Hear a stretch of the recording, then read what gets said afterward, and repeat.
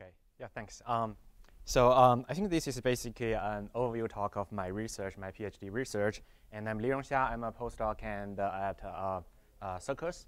And today I'll be talking about computational voting theory from the game-theoretic and also a combinatorial perspective. Okay, so I think everyone knows what is voting. As you know, voting is a way for us, people or intelligent agents, to select some outcomes based on our preferences. And this is how our traditional voting system works. So we have a couple of candidates, right? Here we have three candidates, Obama, Clinton, and McCain. And we also have a couple of voters. And the voter doesn't have to be a human being. He can be an intelligent agent or whatever else. So then we ask each voter to cast a vote to represent his or her ordinal preferences over the set of candidates or alternatives, right? So here, the first voter says, I prefer Obama to Clinton to McCain, and so on. And then we ask each of them to cast a vote and apply a voting rule to select the winner. For example, here, the voting rule used is called the plurality rule, which selects the candidate that is ranking in the top position for most times. Right, you can see that Obama is ranking in the top position for 2 times, and so he should be the winner, right? So, and we know that the voting theory has a very long history, right? And it actually can be dated back to Plato in one of his unfinished book called, I think it's called The Law or whatever. And then there are many other researchers like Raymond Lull in 13th century, and then we have Borda and Condorcet in the 18th century, and there are some voting rules called Borda's rule and Condorcet's criterion.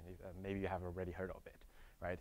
And then the modern theory of voting was initiated by Kenneth Arrow, and he also won the Nobel Prize in economics because of his famous impossibility theorem, Arrow's impossibility theorem. Okay, and on the other hand, we know that computer science is pretty new. It only started after Alan Turing's work and many other researchers. And today is the 21st century, and we think it's a good time to think about the connection between computer science and voting theory from two directions. The first direction, from computer science to voting theory, we can think about some computational aspects of traditional voting theory, like what is computational complexity of computing the winner, how can we use computational complexity to prevent strategic behavior, and something else. Okay? And from voting theory to computer science, we know there are many well-defined methods for aggregating voters' preferences defined in a voting theory.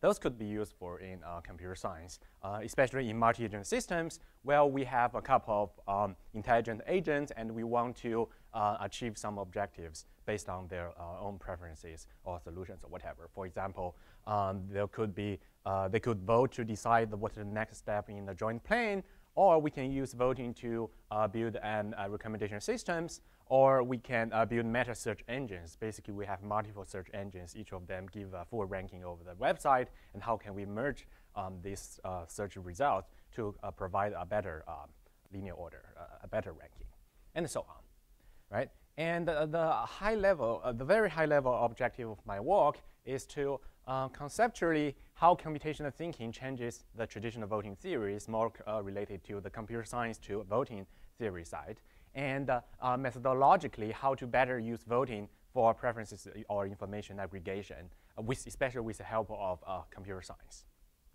Okay. Oh, by the way, please feel free to interrupt me and stop me, ask questions. And so this is a very brief overview of my talk.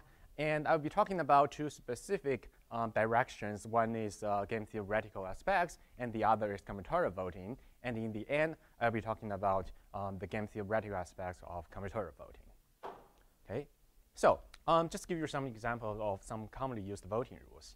So we know that there's position scoring rules defined in the following way. We have a score vector, right, S1 through Sm, and there represented scores, and all of them are real numbers ranked in the non-increasing order. And so the winner is selected in the following way. For each vote V, which is a linear order, the alternative that is ranked in the ith position gets exactly SI points, so the ith component in this score vector. And then you just sum up the total score of each candidate, and you calculate the total points. And the winner is just the alternative with the highest total points, right? So this is a position scoring rule, and some special cases include border, which corresponds to the score vector m-1, m-2, and so on. And then the other one is plurality. We already know that that corresponds to a score vector 1, 0, 0, 0.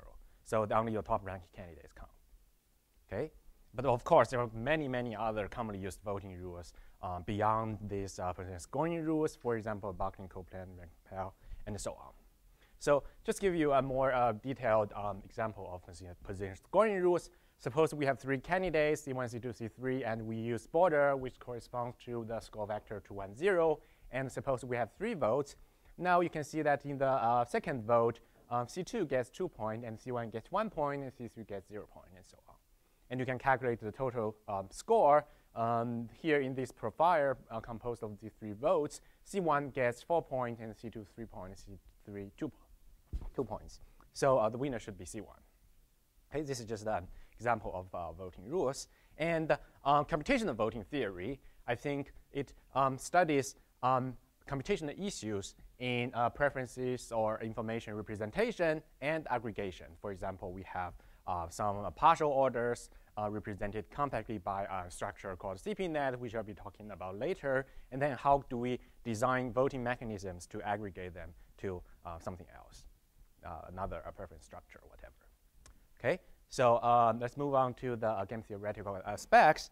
And if you think about the voting theory, right? So we have a couple of voters. Each of them cast a vote. There's no guarantee that they will cast their true preferences as a vote, right? So we may think about their strategic behavior here that is called a manipulation, which is a strategic behavior where a voter, in this case called a manipulator, casts a vote that probably doesn't represent her true preferences. And by doing that, it can make herself better off, right? And we say a voting rule is strategy proof if there's never a beneficial manipulation. So under that strategy proof voting rule, everybody just casts their true preferences as the vote, okay? So let me give you an example of manipulation under the plurality rule. Remember that the top ranked candidate, the voter who is ranked in the top position for most time is selected to be the winner. And here we use a specific tie-breaking mechanism which is in favor of McCain, meaning that whenever there's a tie, we just select McCain to be the winner. Suppose these are the 3 voters' true preferences, right? So, and suppose I'm going to show you that the first voter is a manipulator and there should be a beneficial manipulation. Why? Because if he votes for his true preferences, then there is a tie among all of the 3 voters. Among 3 candidates. And based on the tie-breaking mechanism, McCain should be the winner, right? But actually, he can do better, right? He can submit a false vote, which ranks Obama in the top position. And by doing that, Obama gets 2 votes, and Obama is selected to be the winner.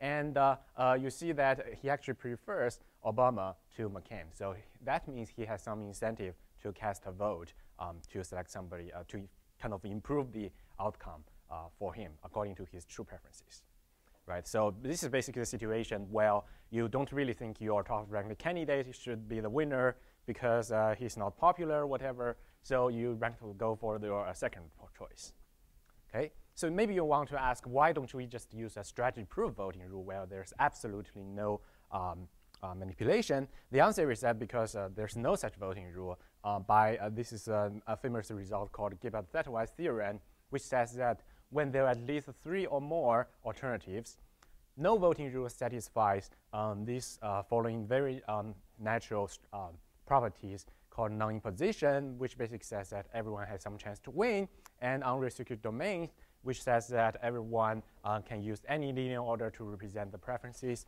and strategy proofness.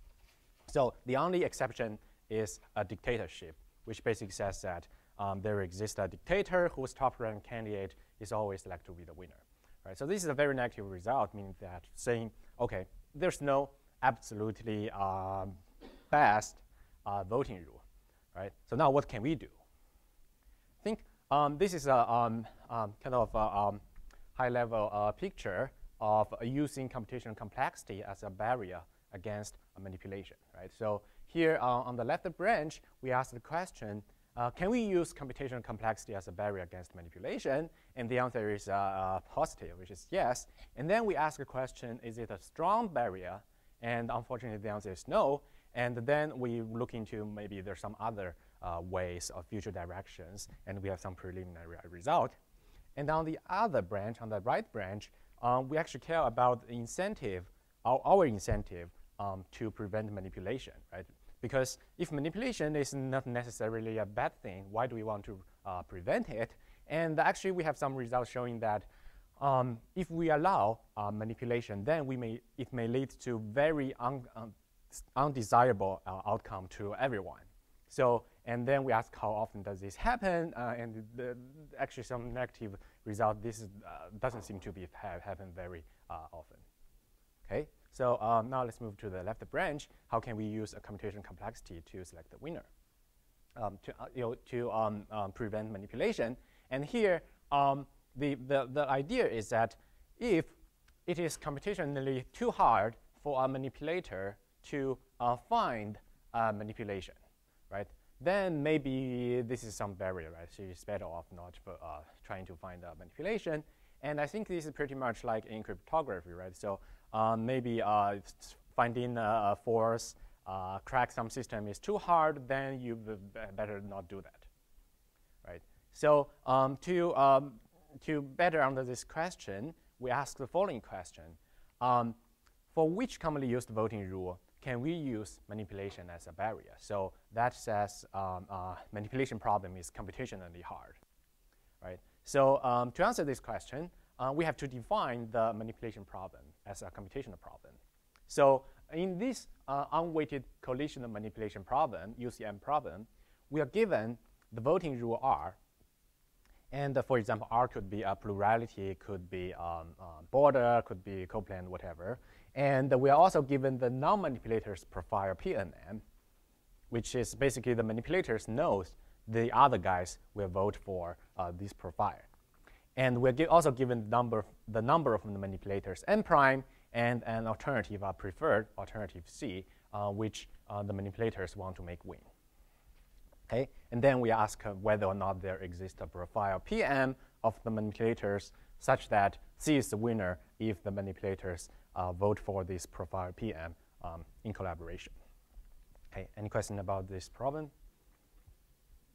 Well, here you're given the non-manipulator's profile P and M. Yes. It seems like in practice, the harder part will be for the manipulators to actually gather information on what the other people will be voting. Yeah, that's true. I guess the question is that in practice, how do the manipulators know the true preferences or the votes of the non-manipulators? First, they don't. Sometimes they have some good idea what the other guys will vote.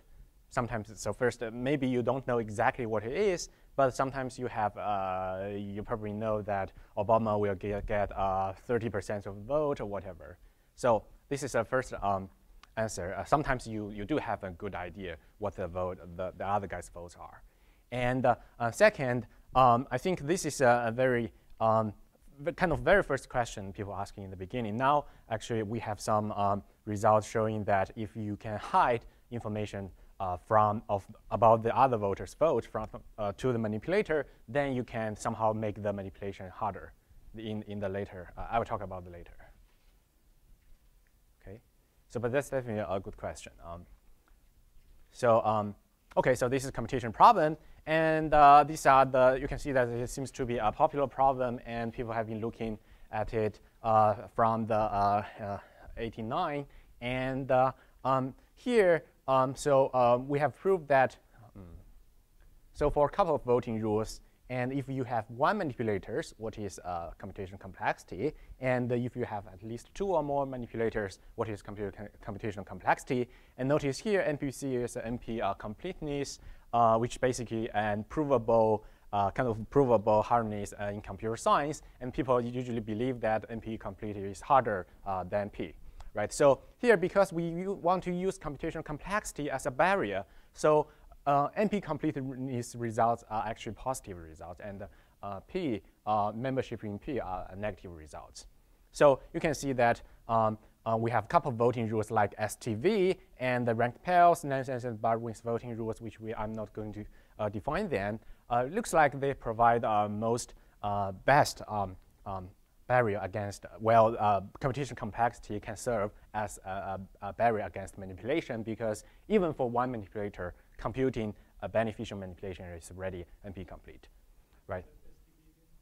STV is also known as instant runoff. So it's a voting rule where you generate a full ranking. So in each round, we eliminate the alternative that has the fewest plurality vote, meaning that he's ranking in the top position for the least number of times. And then we just remove him completely from all voters' preferences. And then in each step, we just remove one, keep removing one. And then after m minus 1 steps, m minus number of alternatives, we get the winner. Okay, so this voting rule has been used in quite extensively in Australia. And I think recently there is a nationwide referendum in UK, the second nationwide referendum in UK. People vote to determine whether or not they want to switch from plurality to STV. So, but then, so the answer, the result was there was not enough votes to switch to STV.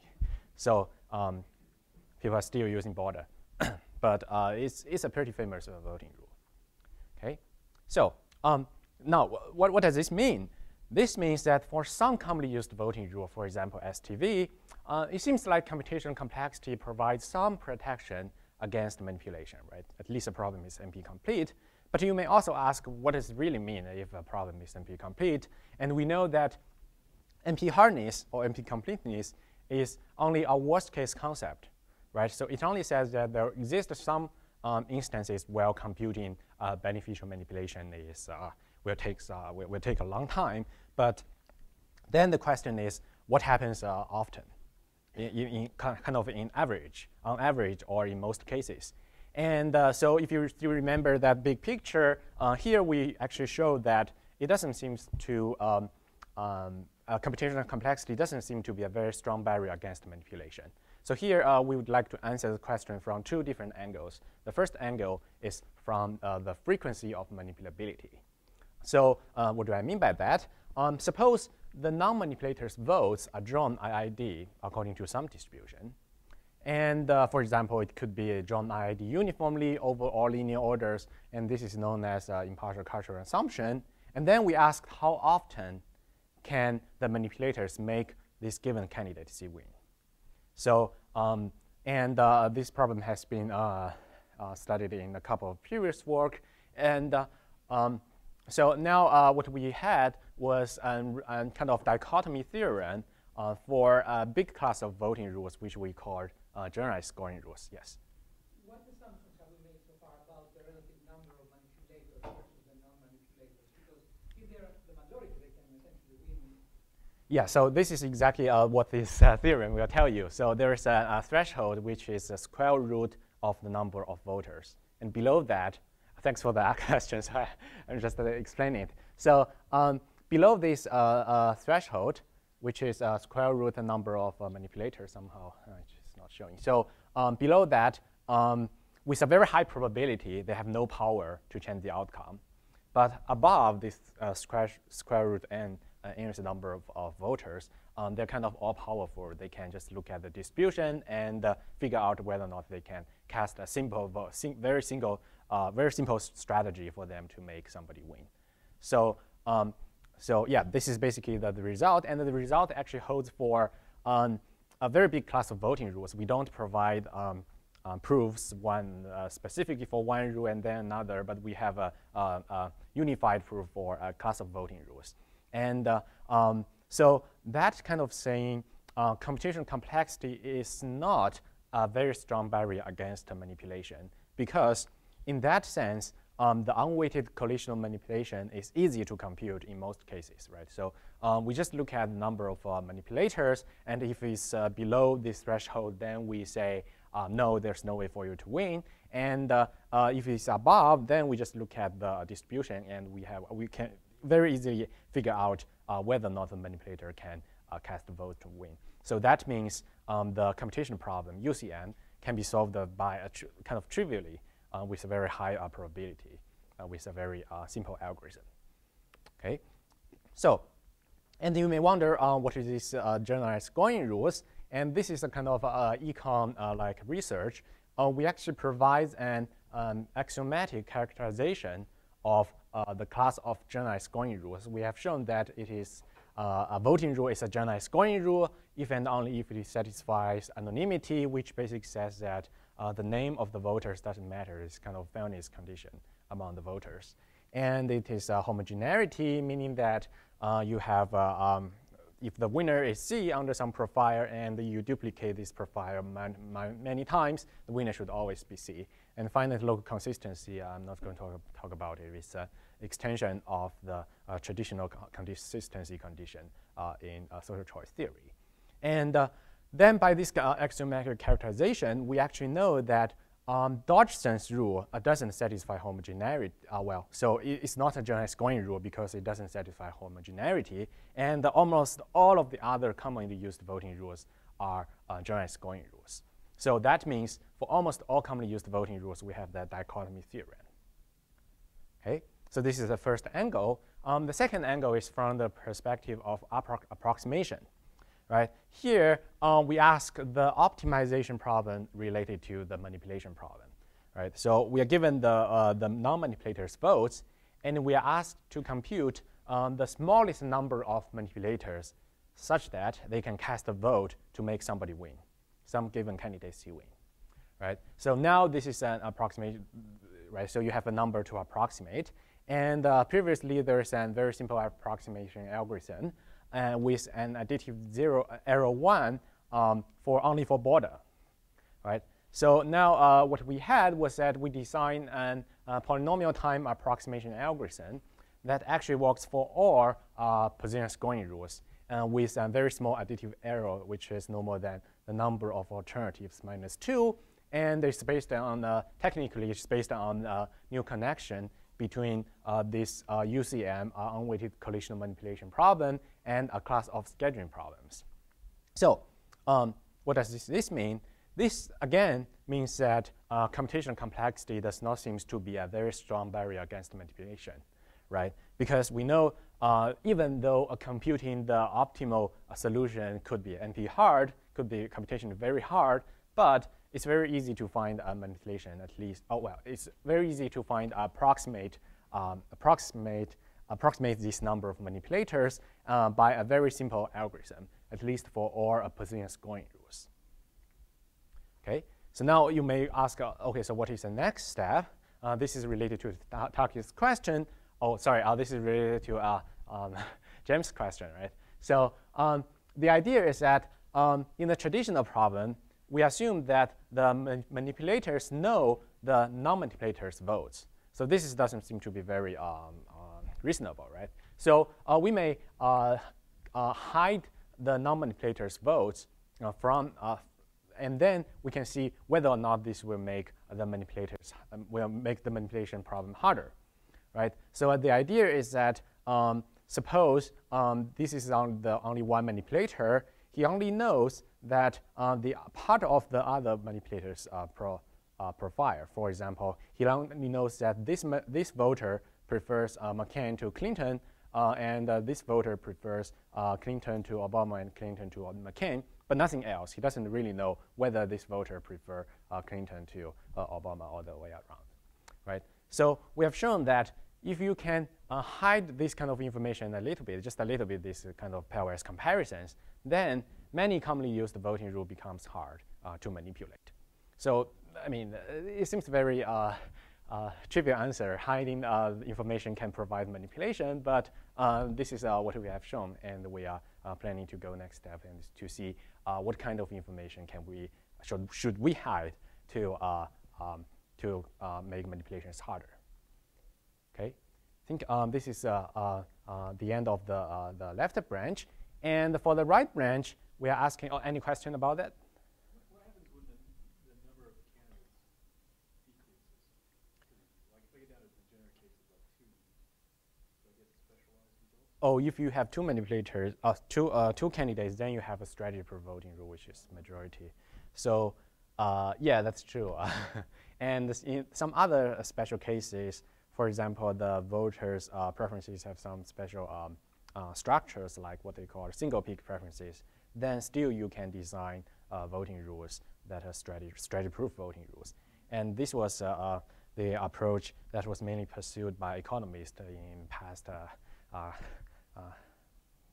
2 or 3 decades. And so we just want to take a computational point of view towards this manipulation problem.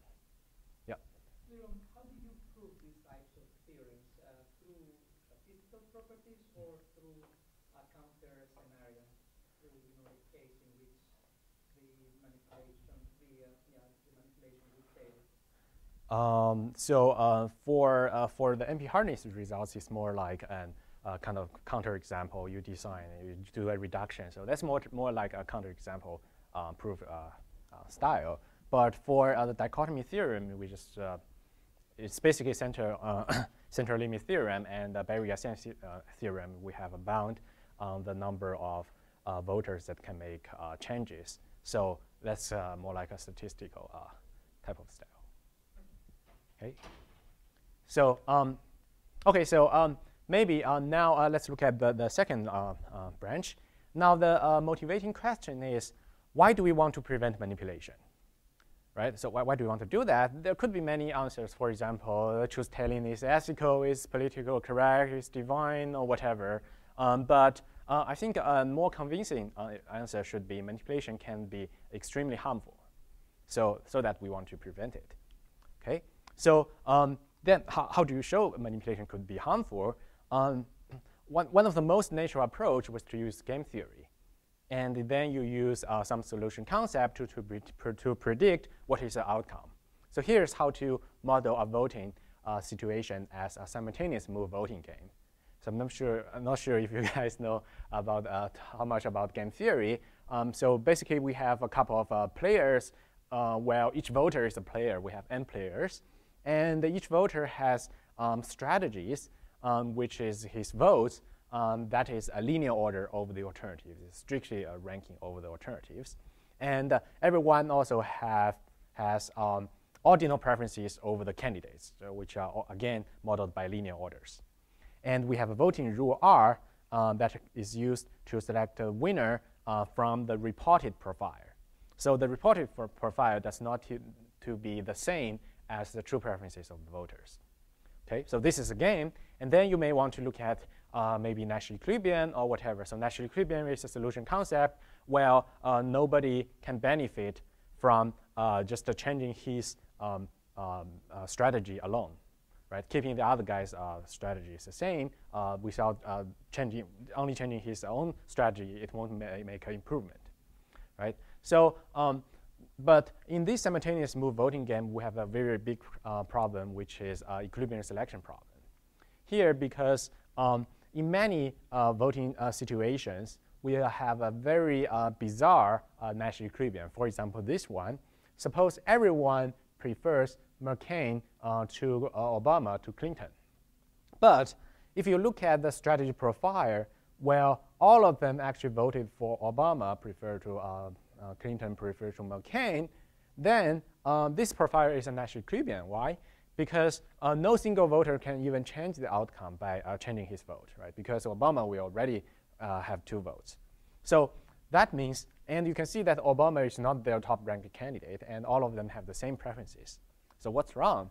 That means, Nash equilibrium might not be a very appropriate solution concept in these kind of games, in voting games, simultaneous mode voting games. So you may want to look at some refinement, right? But for simultaneous voting games, refinements are very hard to find, and there's some couple of studies, papers on that. But then what we look at was a kind of a special voting game, which we call Stackable voting games. It's a voting game where voters, they don't cast their vote simultaneously, but they cast a vote one after another. And the later voters can see the votes of previous voters. Right. So formally, the setup is like the follows. So we assume that the voters vote sequentially, right? The order is basically voter 1 followed by voter 2 and so on. This is a fixed order, right? And any terminal state is associated with the winner under some given voting rule R. Okay, so after everyone casts a vote, we select the winner by some voting rule R, and we also model the information as follows. So at any stage, the current voter, who is supposed to vote in that stage, he knows the order of the voters, right? He knows that the voter 1 voted first, followed by voter 2, and voter 3, and so on. And he can also see the votes of previous voters. And suppose he also knows the true preferences of the later voters. So this is just a standard complete information assumption. And I'm going to talk about this later because you'll see that our theoretical results are a negative, kind of a paradox is negative results. So it also may happen, it also happens in some incomplete information setting.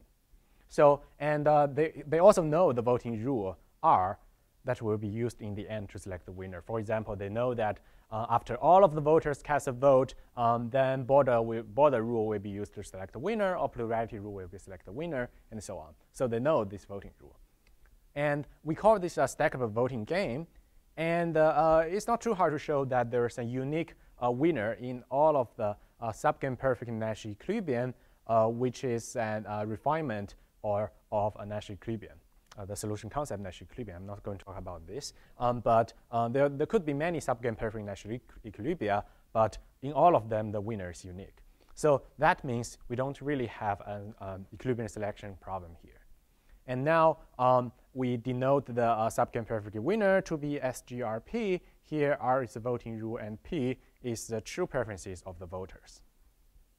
Okay, so this is a game setup. This is a standard complete information extensive form game. Okay, so what are our theoretical results?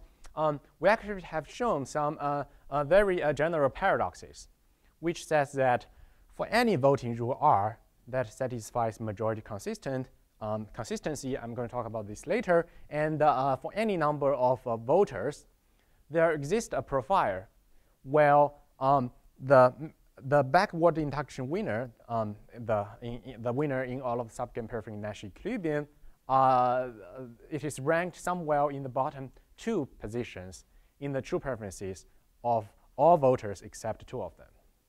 So this basically says that many voters are miserable except 2 of them. And the second kind of paradox is that the winner is an almost Condorcet loser, so which says that the backward induction winner loses to all but one alternative in pairwise elections. So pairwise election basically means that you have 2 candidates and you ask the voters to compare which one would you prefer. You prefer the left hand or prefer right hand. If the majority of voters prefer left hand to right hand, then we say that the left hand beats the right hand in the pairwise comparison. Okay, so basically this theorem says that for many voting rules, for any voting rule that satisfies majority consistency, there exists a profile where the backward induction winner could be extremely undesirable for almost everyone. And what does this majority consistency mean? It means that whenever the majority of voters rank some candidate C in their top positions, this candidate C must be selected to be the winner under the voting rule R. So you can see that this seems to be a very unnatural condition, right? So if half the voter rank Obama in the top position, Obama should be the winner no matter what voting rule you use, right? So this seems to be a very unnatural condition. But then we have shown paradoxes for this class of voting rules. Okay, so and then this again it says that strategic behavior of the voters is extremely undesirable in the worst case. So that may provide some incentive for us to study how can we prevent manipulation, either in the econ sense or in the CS sense. Okay. So I think that's the end of the first part, game theoretical aspects. So before moving to the second part, any questions? Yeah. Quick sanity check. In cases you only have 2 candidates, it can be no manipulation, right? Yes. Yes. Right. Is there any known relationship to the Byzantine general problem? What is that problem? It's a problem in which you have systems that are not cooperating at a certain time, though they promise to cooperate, letting essentially an undesirable effect at the end. It seems to me that there must be some connection, but if you're not familiar with the term, we can talk later. Yeah, sure. There are many problems in this manipulation setting. For example, you don't really know if the manipulators will commit to if you compute an strategy, tell every manipulator if you do this and this, then we'll make C win. But there's no guarantee they will cast the same the vote that you tell them. So I think that's kind of related to the problem you talked about. So far nobody have looked at this kind of collaborations in manipulators. Yeah, there was some very preliminary study, but not exactly the collaboration among manipulators. Okay, so now let's move to the second part, the combinatorial voting part. And if you think about voting rules as a function to compute, then the winner determination problem for traditional voting rules is this is a time, and it's always in linear. For most of them, it's in linear in the number of voters. So this means that if the number of voters is large, but if the number of a candidate is not too large, then computing the winner might not be a very big problem. But so for most commonly used voting rules, the winner determination problem here, the time increases superlinear in the number of candidates or number of alternatives. So that means traditional voting rule might not work very well from the computation perspective when the number of candidates is extremely large. So that was not a big problem when social choice was thinking about these kind of things, because in elections, in presidential elections, usually you don't have a big number of candidates. You only have a big number of voters. So winner determination is not a big computation problem. Okay, but in many other real-life situations, you always have a very big pool of candidates. So the number of candidates is extremely large. So you have two problems. The first problem is how to represent and communicate the voters' preferences. And second, even if the voters can represent their preferences and communicate to the center, how do you efficiently compute the outcome by using some commonly used voting rules? Right. So, but actually, so one of the most prominent situation where we have a large number of candidates is what we call combinatorial domains, right? So here, the number of alternatives is extremely large. It's actually exponentially large in the number of issues. And the set of candidates can be uniquely characterized by these issues. So mathematically, we have p issues, x1 through xp, and if we let di to denote the set of values that the ith issue can take, then the set of candidates is just the Cartesian product of these local value domains. So let me give you another example. Suppose a group of us want to go out for dinner, and we are going to vote for two issues.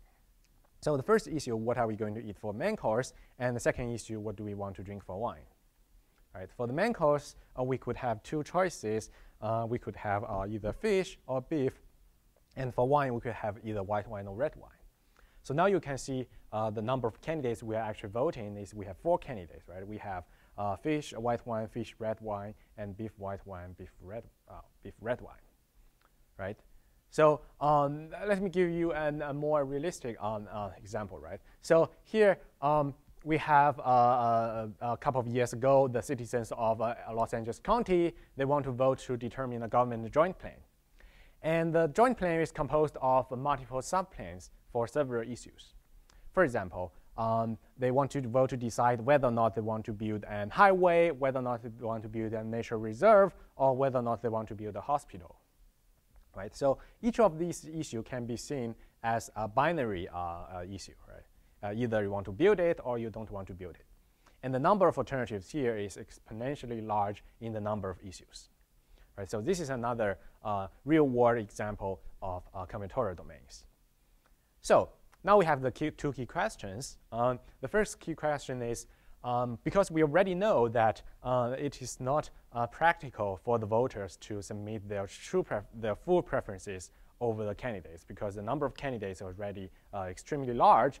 So what compact language should we use, should we ask the voters to use to represent their preferences? Okay. And the second key question is, now given that their votes are represented by this compact language, how should we aggregate the voters' preferences? And for the moment, we don't consider voters' strategic behavior. So we'll talk about it later in the last part. Okay? So now we must have some criteria for a good voting language and a good voting rule. So here are some criteria we consider, because you know a voting is for aggregating ordinal preferences. So we don't really have a utility model, whatever, to measure how good a voting rule is. So here we just use some criterion, some kind of ordinal criterion. For example, the criteria for the voting language is whether or not this language is compact, which basically means that how many bits you have to use to represent voters' preferences. So I'm going to show you some examples in the next slide, and how expressive this language is. And the expressiveness can be also divided into usability, which is how comfortable a voter is when he is using this language. And the second one is how informative this voting language is, meaning that how much part of the preferences can be represented by this kind of language. And the criteria for the voting rule could be computational efficiency and whether or not it satisfies some desirable axiomatic properties like anonymity, neutrality, homogeneity, and so on. So let's look at some traditional voting rules, some previous solutions in terms of the satisfiability of these criteria. So remember, we have plurality, which just asks voters to report their top-ranked candidate in this case. So this seems to be a pretty good solution, right? It has very high computation efficiency. It's very easy to compute the winner. And the voting language is very compact because you can just ask voters to use log m bits to represent the preferences. Here, m is the number of alternatives.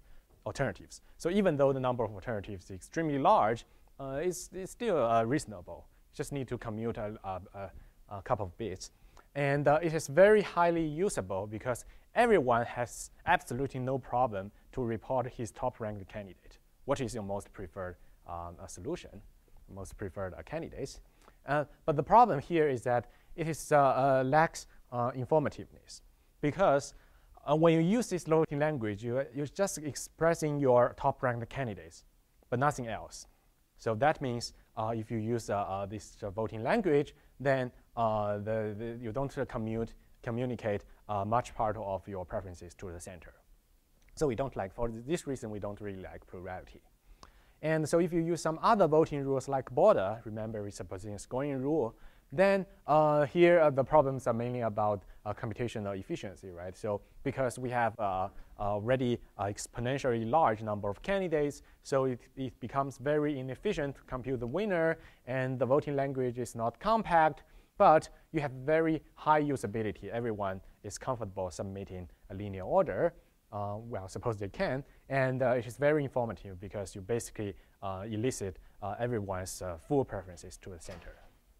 Okay, so but for the reason of computational complexity, we don't really want border. And another voting rule studied by economists is called the issue-by-issue voting rule. Well, you just ask voters to vote over these issues, so simultaneously, right? So you ask the voters to vote on the main course issue, and you ask voters at the same time, ask the voters to vote on the one issue, and for a single issue, you apply a local voting rule to select the winner. Right? So this voting rule has very high computational efficiency and very compact, but the main problem is about usability. So it has been shown that in order for a voter to express the preferences over single issues, their preferences should be kind of independent over the issues. Like I would prefer fish to beef, no matter what the wine is. Or I would prefer white wine to red wine, no matter what the main cause is. So this can cause problems. So this is what we say. It has very low usability. So now what is the design objective in this line of research? We really want a balanced rule, right? Because there's no free lunch. There's no way to design a voting rule that is high in each of these criteria. So what can we have? So the first issue we want to solve is what kind of language should we ask the voters to use? So we want the voters to use a kind of language that can represent the dependence among the preferences over issues. So basically the idea behind this kind of language is that we want the voters to be able to say, I would prefer white wine to red wine if given that the main dish is a fish. And I would prefer red wine to white wine given the main dish is beef, or something like that. So we want to have to model the conditional preference relations among the voters' preferences over issues. And this is a preferential counterpart to Bayesian network, if you know what is Bayesian network. And I'm just going to explain it very briefly. So in the CPNets, we have a graph, a cyclic graph, to model the voters' preferences. Well, but in principle, the graph doesn't have to be cyclic, to be acyclic. And then we have a conditional preferences table, one table for each issue, which represent the voters' local preferences over this issue, given any valuation of its parents in the graph. So for example, here the conditional preference table for y, issue y, is composed of two pairwise comparisons. So the first pairwise comparison says that given x, if the variable x takes value x, then I prefer y to y bar. So because y has only one parent, which is x, and another one is given x bar, I would prefer y bar to y. So something like that. And then there's some way to decompose this CPNets to partial order if the graph is acyclic. There's some way to do that. So I think I better skip it for the moment. So this is the voting language we want the voters to use. And then given this voting language, we can just ask them to vote sequentially. So suppose we have two issues, the main cause issue and the wine issue. And we want to vote on the main cause issue first and followed by the wine issue. And for each issue, we use the majority voting rule to select the winner, right? And suppose these are the voters' preferences represented in CPNets. And in the first step, we ask the voters to vote on the main cause issue. And you can see that two voters prefer fish to beef. So based on the majority rule, we should select fish to be the winner for the first issue. And now the second step is that the trickiest part is that we don't look at the voters' preferences given beef because beef is not the winner. So we just ask voters to represent, to submit their preferences, local preferences over wine, given that the main cause is already determined to be fish. So now you can see, given fish, two voters prefer white wine to red wine. So, and then you use the majority rule to select the winner. So the winner should be for wine, should be the white wine. And you can see that the final winner should be fish and white wine. So this is how sequential voting rule works. Okay, any questions? The order Yep. that you use depends on the graph structure that's reported? Yeah, kind of. Yeah, so. Like a PDB then, with the variable ordering determining the splits? Variable determines. Like a binary decision diagram? So for the moment, we don't really specify what is the order. So, well, we don't know what order we should use after observing the voters' preferences. We just say we fix this order. We fix the order. And it only works if everyone's graph structure is compatible with that order. Yeah, so that's a problem. That's very problematic. And that actually restricts the compactness well. And it actually also restricts something else, which I think is usability. But still, the usability is higher than issue-by-issue voting. It's the same thing as PDBs, right? Because they have the same variable ordering problem. OK, yeah. So now you can look at this satisfiability of the criteria. The sequential voting, again, has very high computational efficiency, right? So what you do is basically applying local voting rules. And the compactness is slightly lower because we require the voters' preferences structure to be compatible with the ordering. And but the usability is well, that's what I said just now. It's a little bit lower than just reporting the full preferences, but again, it's higher than an issue-by-issue voting, where you assume that voters' preferences are not dependent on voters' preferences over local issues doesn't depend on the value of other issues. But here, in sequential voting, we allow some kind of dependency among the issues. So, and the informativeness is not too high, not too low, because you don't review full preferences, but you are definitely do better than just reviewing the top-ranked candidates. Okay, so this is sequential voting rule, and the main thing here is because we ask the voters to use acyclic CP nets that are compatible with the same ordering to select a winner. Now you can ask, what if we just ask voters to use possibly cyclic CP nets to select a win to represent our preferences? And actually, we have some work studying this, and we have looked at a kind of localized method, which I'm not going to explain it in detail, but it increased the usability because now everyone is happy can use a possibly cyclic CP nets to represent the preferences, but you sacrifice some computational efficiency. But we would argue that for most cases, in general, the computational complexity should not be a big problem, but in the worst case, it can still be very hard. And we have another approach based on maximum likelihood estimators, and which have the same kind of level of satisfiability in terms of this criteria. So this is just the design part of combinatorial voting. So we have some preliminary study of designing voting rules for when a number of alternatives is extremely large. Yes? Why does the informative stuff go up the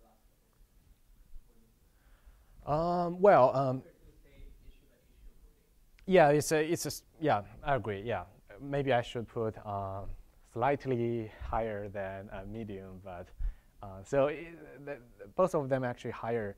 Well, both of them are actually higher than this, and this is actually kind of higher than this. So, but again, I mean, we actually have some numerical results showing that they're kind of, again, the same level, so compared to fully representative. So, yeah, but that's definitely correct. So, any other questions? Okay, so let's move to the last part, which is strategic part. So now we want to ask the question, what if we just want to apply sequential voting rule anyway? We don't just forget about those usability constraints or whatever. So, so the reason is that this is often done in real life, right? So you have a couple of issues. You want voters to first vote on whether or not they want to build a nature reserve, and then you announce the result and move on to the next issue. Okay, and we assume that voters vote strategically, and we see what's going to happen. Okay, this is just the strategic sequential voting, and let me give you an example of how to figure out what is the outcome. Right? Suppose we have two issues to vote on. The first issue is whether or not should we build a swimming pool, and the second is whether or not should we build a tennis court. And now suppose we have three voters. Their preference is just a linear order over the set of all candidates. And here we don't really ask them to review their preferences. You're going to see we don't really have a communication problem here. So in the first stage, we ask the voters to vote simultaneously to decide whether or not they want to build a swimming pool. And we use majority voting to decide this issue. Okay? And then we announce the outcome. And then in the second stage, we ask the voters to vote simultaneously to determine whether or not they want to build this tennis court. Okay? So let me try to figure out what happens. Now, suppose I'm the first voter, And here's a way of thinking about, suppose the swimming pool is already built, then what should I vote for the second stage? Right? Suppose the swimming pool is built, then in the second stage, I'm actually voting, comparing between building the tennis court and not building the tennis court, given that the swimming pool is built. And because we use a majority rule, which is strategy proof, so in the second stage, given that the swimming pool is built, I should reveal my true preferences, which means that I should say I prefer, suppose I'm the first voter, I prefer tennis court to building the tennis court to not building the tennis court. And similarly, the second voter will submit his true preferences of the second issue given S, and he would say, I prefer not building tennis court. And the third voter also prefers not building the tennis court. Okay, so now what we know is that if the swimming pool is built, then in the second step, if we use the majority rule, then the tennis court should not be built because we have two voters prefer not building the tennis court. Right, so this is what we know. Suppose the swimming pool is built, then in the second step, tennis court should not be built. And similarly, if the swimming pool is not built, then in the second step, every voter is comparing not as t and not as not t. So again, following the very similar arguing, you will see that the winner is building the tennis court. Now let's move on to the first step. Actually, suppose they all know the other voters' preferences. Now, what they can say is that they know that if the swimming pool is built, then the tennis court is not built. And they know that if the swimming pool is not built, then tennis court should be built. So when they vote for the first issue, they're actually comparing the winner in the previous two situations. So they're actually comparing not ST and S not T. And again, because we use the strategy proof voting rule, the majority rule, so in the first stage, the first voter will vote for not S, and the second voter vote for S, and third voter vote for not S. And based on the majority voting, the winner should be not S. So this is just a very kind of artificial way of figuring out what is winner. But actually, this is just want to illustrate that this is actually how can we compute the backward induction in a complete information game, which we call a strategic sequential voting game, right? So suppose in this game, suppose we have binary issues, and suppose voters vote simultaneously over issues, but one issue after another using each of the issues we use majority rule. And now, again, we don't have an equilibrium selection problem. Right, the winner should be just the one I showed you in the previous slide. Right, so please note that this game is pretty different from the sequential stackable game I showed you in the first part, because in that game the voters comes one after another. But now we ask voters to vote simultaneously, but one issue after another. So this is the difference between these two game theoretical settings. And now we can ask similar questions, how good or how bad the outcome, the equilibrium outcome is. And now, again, we have the very kind of similar high-level answers, which are multiple election paradoxes. And this is our main theorem in the paper. We showed that for any number of issues, and for any number of voters, there always exists a profile such that the backward induction winner, the unique backward induction winner, is ranked almost at the bottom by every voter. So here, I mean almost at the bottom means that all of them actually ranks the backward induction winner within a polynomial like p square position from the bottom. But remember that we have the number of alternatives is 2 to the p. So in that sense, it's ranked almost in the bottom position. And so the backward induction winner is Pareto dominated by almost every other alternatives. So Pareto dominant means that every voter actually prefers almost every other candidate to the backward induction winner. And it is an almost condensate loser, meaning that it loses to almost every pairwise comparisons against other candidates. So what does these paradoxes mean? So first, these paradoxes are known as multiple election paradoxes, which has been studied in econ literature previously, but they all studied in the non-strategic settings. So I think this is kind of the first paper in studying multiple election paradoxes in the strategic setting. And again, it shows that strategic behavior of the voters is extremely harmful in the worst case. Right, so actually it's stronger than that.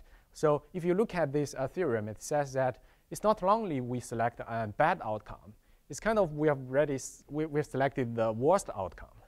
So this is a very bad paradox, so we want to avoid that. So the very high-level message is pretty much like in stackable voting games, where we argue that we probably want to design some ways to prevent voters' strategic behavior. Otherwise, sometimes you will end up with very undesirable outcome for everyone. So, and the first question here is, can we do better by change the order over the issues? Yes? Back to the last slide, it seems like for the voters, the strategic part is to be revengeful because they are losing, they see that their preferences do not come up, so let's keep the others. Yeah, I'm not sure if it's revengeful in that sense. Yeah. You didn't get what you want the majority, there is not a majority, so you're making selections that the others will not also have their way. Okay, you sort of already know you lost, so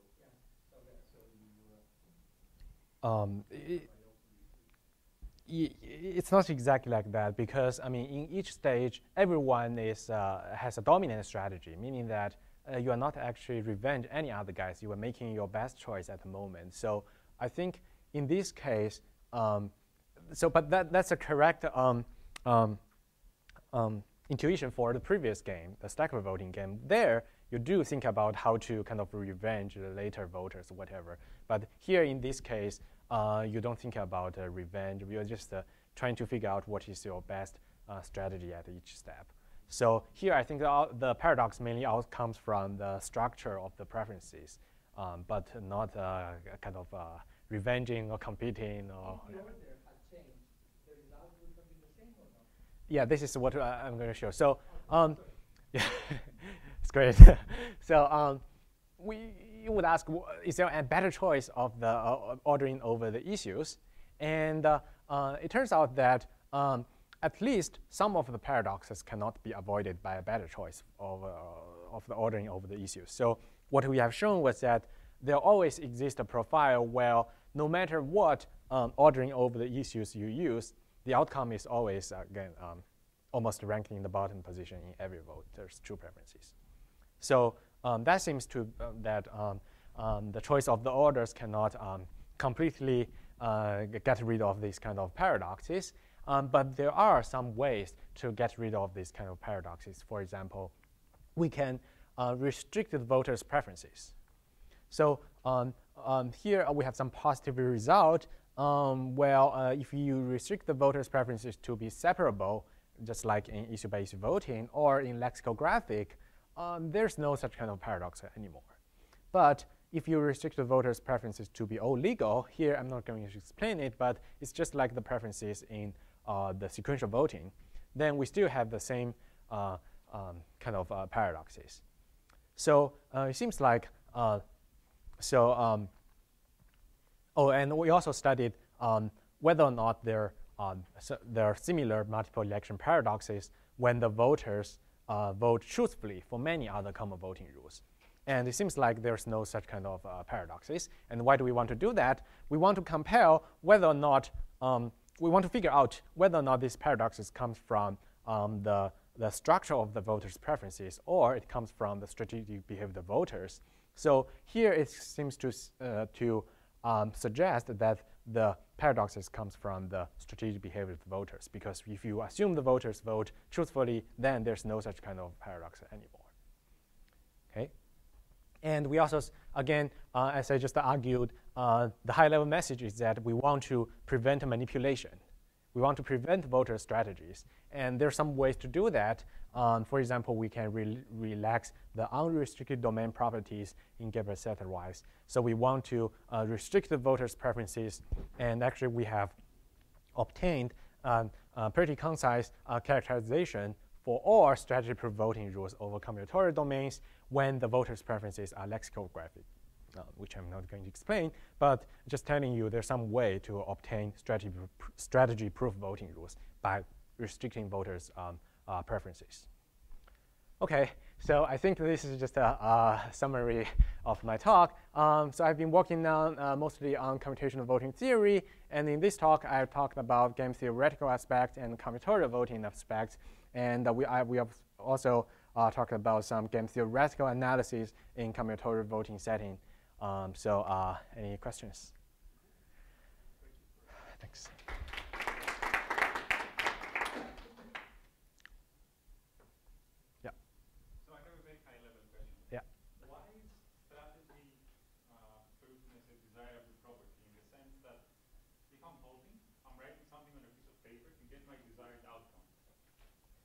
What I write on the paper does not match my desired outcome, but get to my desired outcome, why is that bad? Yeah, so yeah, that's kind of exactly the answer we want to figure out in the game theoretical aspects. Why do we want to ensure strategy proofness? And surprisingly, there were not so much research in answering this question, but we have shown that in specific voting settings, if you allow voters to think about the outcome strategically, the outcome could be extremely bad for almost everyone. So in that sense, we want to get, I think that's one of the reasons we want to get strategy proofness in voting. So when you think about auctions, for example, you might want to ensure, I don't know, some social welfare. Yeah, for auctions, things are much easier. So first, you have a VCG auctions where you do have strategy proofness, and also for auctions, you have a numerical value, which could be revenue, or it could be social welfare, or whatever. Then you can measure which mechanism is better. But in voting, we only have these kind of normative properties, neutrality, anonymity, and so on. So I think things are much harder in the voting setting than in the auction setting. Yes. And just to follow up on that, so are there settings where you could turn this around and say, like there are settings where we can allow people to be strategic, and being strategic could actually have desired outcomes? Yeah, we hope so. One thing we did was experimental study, because I mean, in the voting setting, it's really hard to predict what is the outcome. You have very big equilibrium selection problem.